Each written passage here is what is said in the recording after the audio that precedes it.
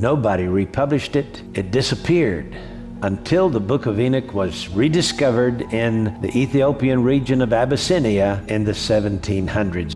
Long forgotten until its discovery in the 1700s, the ancient Book of Enoch caused a sensation upon its reintroduction to the early Christian church.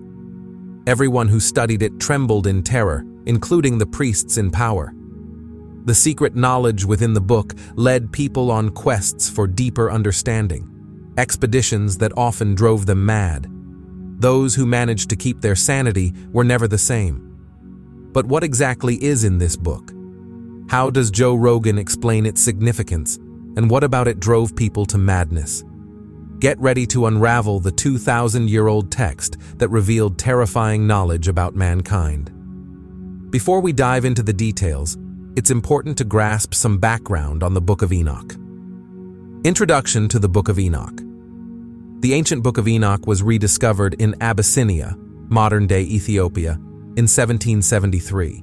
Also known as the Ethiopic Book of Enoch, it is classified as a pseudepigraphal work. The term pseudepigrapha refers to writings that are falsely attributed to a famous figure, often to lend them authority and legitimacy. In this case, the book claims to have been written by Enoch, the great-grandfather of Noah, though it was likely composed much later.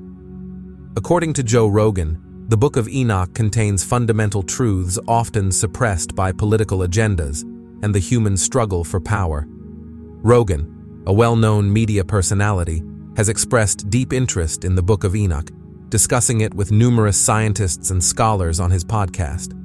The Book of Enoch belongs to a broader collection of pseudepigraphal texts, which include works such as The Life of Adam and Eve, the Treatise of Shem, and the Testament of the 12 Patriarchs.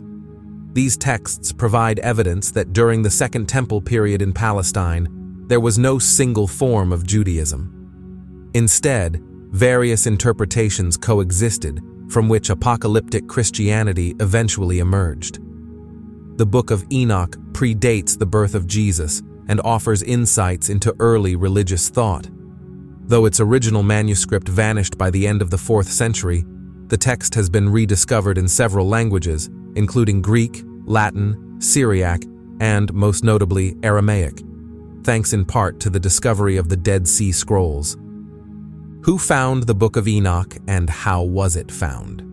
Let us delve deeper into the legend surrounding the Book of Enoch.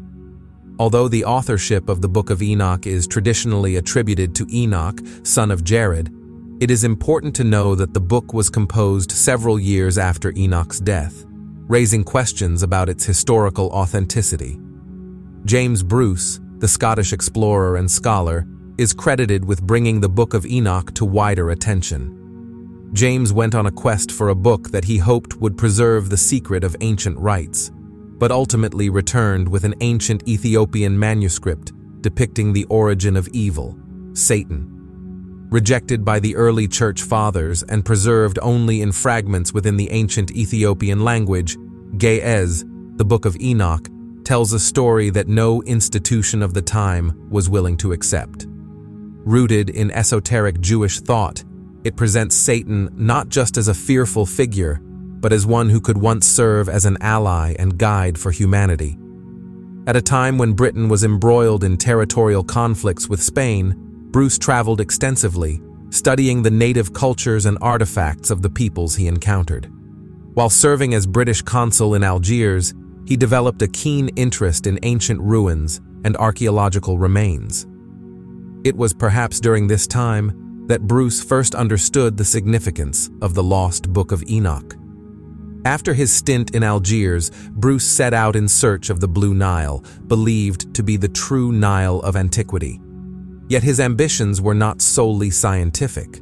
Bruce also had a mystical agenda, rooted in the Western Christian tradition and the mythology surrounding its central antagonist, Satan. Traveling via Alexandria, Thebes, and Cairo, Bruce finally arrived in Gondar, the former capital of Ethiopia, in 1770.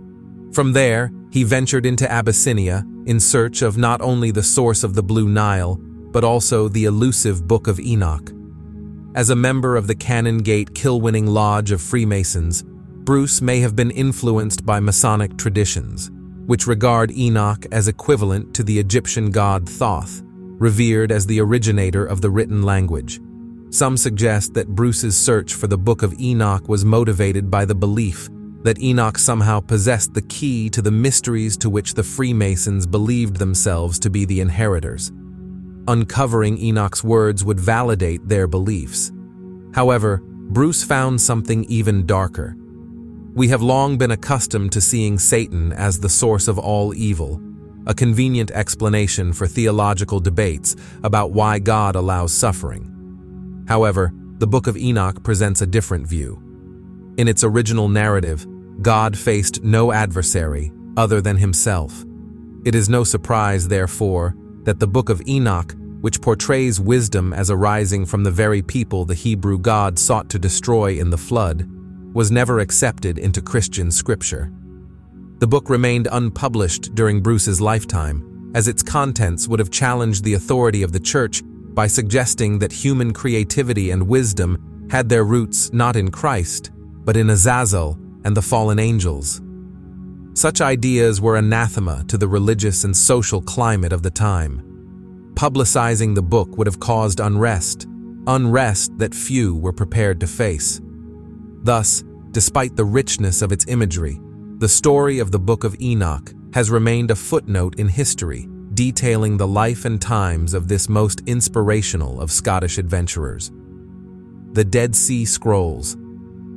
The Book of Enoch was also rediscovered at the Judean cave in 1946 to 1947 by some Bedouin boys caring for their sheep. Close to the cave, one of the young boys threw a rock into a cliff opening and was surprised to hear a shattering sound. Out of curiosity, he and his friends entered the cave and found several big clay jars, 7 of which had leather and papyrus scrolls. The Judean cave is near the ancient settlement of Qumran, located on the northwest coast of the Dead Sea, which is currently known as the West Bank. The scrolls were repurchased by antiquity merchants and scholars who found the texts to be over 2,000 years old. Many other scroll fragments were also found. The content of the books. Several scholarly clerics have dismissed the book, asserting that it contains revelations not divinely inspired by God. The ancient texts of Enoch were excluded from the biblical canon due to their exposure of profound truths regarding the creation of the world. These texts document a catalog of sensual fallen angels, violent giants, unusual cosmological phenomena, and other mystical revelations that remain unverified by biblical scholars. It is posited that the narratives concerning Enoch reflect various elements of Babylonian mythology. Although this book is attributed to Enoch, it has been recognized as a compilation of predominantly apocryphal works. Joe Rogan presents a counter-argument, suggesting that, despite the presence of Babylonian myths, these narratives may provide insights into numerous scientific enigmas. If the book has been lauded by Christian scholars, one might question why it is still labeled as a fallacy. Enoch, the author often associated with the text, frequently assumes the role of the prophesied Messiah, predating the arrival of Jesus. Others perceive him as a figure who ascended to heaven to gain knowledge of the secrets pertaining to the end of time. Some view him as a product of what could be considered ancient fan fiction. The narrative of Enoch is situated between the accounts of the Garden of Eden and the Great Flood, both of which are found in the Book of Genesis. He is referenced in the traditional Bible as the 7th of the 10 pre-flood patriarchs in Adam's lineage. Despite occurring at such an early point in the timeline, the book commences with Enoch's foreboding description of the end times. This includes depictions of Earth being torn asunder and a final judgment of sinful humanity, alongside the introduction of enigmatic beings known as the Watchers. Initially, this group of 200 angels was assigned the task of observing history. However, they succumbed to desires for human women and descended to Earth to take them as wives. This marks the acceleration of the narrative, which bears a resemblance to a prologue from a high fantasy work, such as The Lord of the Rings. The offspring of the Watchers and their wives were giants who consumed everything in their vicinity, and when resources dwindled, they resorted to cannibalism. In our youth, the origins of Goliath and other biblical giants often puzzled us, and a distorted amalgamation of angels and humans serves as a plausible explanation. As these giants ravaged the land, the Watchers imparted charms, spells, and knowledge of herbology to their wives, perpetuating the negative portrayals of women as deceivers, a theme initiated by the stories of Eve and Lilith.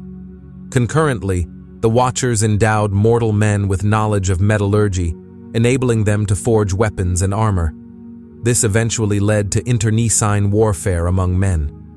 Recognizing the chaos they had instigated, the Watchers sought to shift the blame onto one of their own, Azazel, who is often depicted with goat-like attributes, thus coining the term scapegoat. It is noteworthy that the passage of time within this narrative can be rather perplexing. In response to the conflict among men, the destructive giants, and the cunning women, God resolved to cleanse the earth. As the saying goes, if at first you don't succeed, kill everyone. Although this may not be an accurate paraphrase, God provides Noah with a divine warning regarding the impending flood, prompting him to construct an ark. The plot then accelerates as Enoch suddenly ascends to heaven with little forewarning. God immediately commissions him with the task of administering judgment upon the Watchers, who are condemned to exist as demons for eternity. Furthermore, God appears to establish a form of purgatory to harbor the souls of humanity until the day of judgment. In the subsequent passages, God takes Enoch on a remarkable journey, revealing visions of the end of time. Those familiar with the books of Daniel and Revelation will recognize much of the imagery presented here, which is strikingly early in the narrative compared to the traditional placement at the conclusion of the Bible. God and Enoch begin to call individuals by name, declaring the absence of mercy for them. God empowers Enoch, transforming him into the leader of the Archangels, known as Metatron. The Book of Enoch comprises a significant collection of narratives, with one section focusing on angels, a unique tree, Jerusalem, and cosmological themes. Among the most captivating aspects is the account of fallen angels who engaged in intimate relations with human women, resulting in the birth of giants known as the Nephilim. These angels also imparted advanced knowledge to humanity, which ultimately led to catastrophic events, including a great flood. The term Nephilim, meaning fallen ones, is often interpreted as referring to large beings akin to giants. This concept originates from the first book of Enoch, an important text within Jewish tradition, though it remains a subject of scholarly debate. Some interpretations suggest that the Nephilim's size is attributable to their supernatural nature, while others contend that it is inappropriate to assert that angels or demons could procreate with humans. An alternative perspective posits that the Nephilim were merely ordinary individuals who deviated from a righteous path. Some scholars propose that the sons of God mentioned in the text were descendants of Seth, a virtuous figure from the lineage of Adam, and that the Nephilim represented his descendants who turned away from divine principles. The Book of Enoch is further subdivided into 5 distinct sections: the Book of Watchers, the Book of Parables, the Astronomical Book, the Dream Vision, and the Epistles of Enoch. The entire work consists of 100 chapters. The Book of Watchers details the existence of unusual beings and hybrid entities. A prominent group within the Book of Enoch is the Watchers, described as angelic beings who are both the sons of God and the sons of heaven. In chapter 7, many scholars believe that the Watchers, referred to as the Grigori in Enoch 2, were angels designated to observe the human race and serve as earthly guides for the earliest humans. Their role involved monitoring human development, albeit with restrictions against direct interference in human affairs, regardless of any inclinations they may have had to intervene. In chapter 7, Enoch recounts that humanity had multiplied, with the daughters of men being described as beautiful and graceful. Their remarkable beauty captured the attention of the Watchers, these sons of God.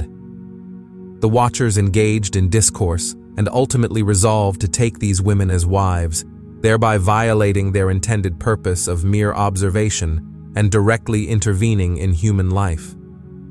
The leader of these angels, known as Samyaza, cautioned the watchers to reconsider their decision, warning that he would bear the consequences of such transgressions against God. Nevertheless, the other angels persuaded him, asserting that they would collectively face any repercussions and accept responsibility for their actions. It is noted that there were a total of 200 angels who descended to earth to take the women as their spouses. The Book of Enoch identifies the leaders of the Watchers, each of whom imparted knowledge of sorcery, incantations, and the manipulation of natural elements to mortal women. This implies that the Watchers disclosed celestial and earthly knowledge that was not intended for humanity by divine decree. Consequently, they not only betrayed God through their unions with His creations, but also corrupted them with forbidden knowledge. The offspring of these unions were the Nephilim, often described as hybrids of angels and humans. There exists some debate regarding the nature of the Nephilim. However, Genesis 6:1-4 indicates that they were present on earth during that time and afterward, as the sons of God, interpreted as the Watchers, intermingled with the daughters of men. The Nephilim are characterized as heroes of old and men of renown. Some contemporary commentators, including Joe Rogan, have suggested that the descent of the Watchers to earth may be analogous to modern conceptions of extraterrestrial beings. In Enoch, the progeny of these unions are referred to as giants, who subsequently began to consume the resources created by humanity. These giants, identified as Nephilim, engaged in violence against humans and ultimately turned upon one another. In Chapter 8, we encounter Azazel, presumed to be one of the Watchers, who instructs humanity in the use of weapons and warfare. While the Watchers imparted knowledge regarding the secrets of heaven, incantations, and sorcery, Azazel also taught mankind the manipulation of materials such as paints, stones, and dyes, thereby enabling humans to alter their environment. Chapter 82 reveals that Azazel's teachings led to an increase in impiety, a rise in fornication, and various forms of corruption among humanity. The subsequent sections of the chapter describe how the other Watchers educated mankind in astrology, science, and astronomy, which ultimately resulted in widespread destruction and cries of despair that ascended to heaven. In Chapter 9, the Archangels, Michael, Gabriel, Raphael, and Uriel, observe the turmoil on earth and present their concerns to God. They attribute significant culpability to Azazel for teaching humanity various forms of iniquity and revealing celestial secrets. They also hold Samyaza accountable for imparting sorcery to mortals and for his role in the creation of the ungodly giants through his unions with women. The Archangels beseech God for guidance on how to restore order to the earth. In Chapter 10, God instructs Uriel to seek out Noah, the son of Lamech. Uriel is tasked with informing Noah of the impending flood that will lead to the destruction of all life on earth, while also providing him with the means of escape, as his lineage is destined to endure. Furthermore, God commands Archangel Raphael to bind Azazel and cast him into the abyss of darkness, specifically into the desert region of Dudael, which is situated in the underworld. The Book of Parables is distinguished by the absence of any fragments within the corpus of the Dead Sea Scrolls.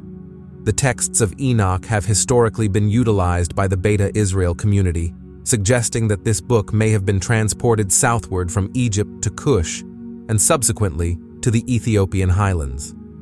It is plausible that the Book of Parables was part of their collection prior to 200 BC, as their principal sacred text, the Orit, is derived from an early Greek version of the Septuagint that was in circulation around 225 to 200 BC, which contained only 8 books. Following 200 BC, additional texts were translated by the Library of Alexandria, implying that if the community left Egypt post-200 BC, they would have possessed a more extensive collection of sacred literature. The origins of the Book of Parables are a subject of considerable scholarly debate.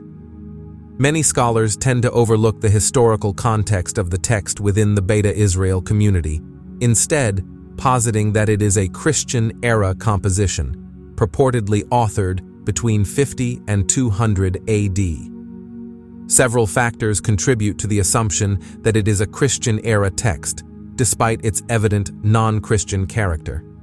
These assumptions are often the result of interpretations imposed by translators who have approached the text through a Christian lens. A prominent example is the term "Son of Man," frequently employed throughout the Book of Parables, which is interpreted as a reference to Jesus Christ. However, a straightforward reading of the text indicates that it is not related to Jesus Christ. Rather, it could be interpreted as a prophetic work foretelling the flood of Noah, rather than the advent of the Messiah. In line with many messianic Jewish writings, the figure referred to as the Son of Man in the Book of Parables is clearly identified as Seth, the patriarch of all humans who survived the flood. The Hebrew term Ben Adam, translated as Son of Man, can also be understood as Son of Adam, a designation introduced in the opening lines of the text. Following a brief genealogical introduction in chapter 37, Enoch is presented with 3 parables. These parables differ significantly from the parables of Jesus, resembling more oracle-like discourses.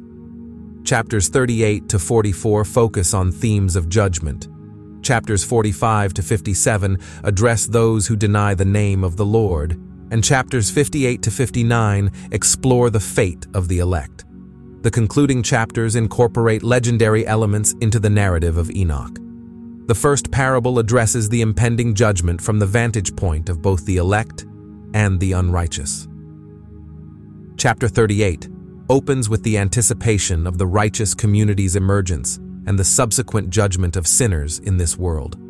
The righteous one is prophesied to appear before the community of the righteous to preside over this judgment.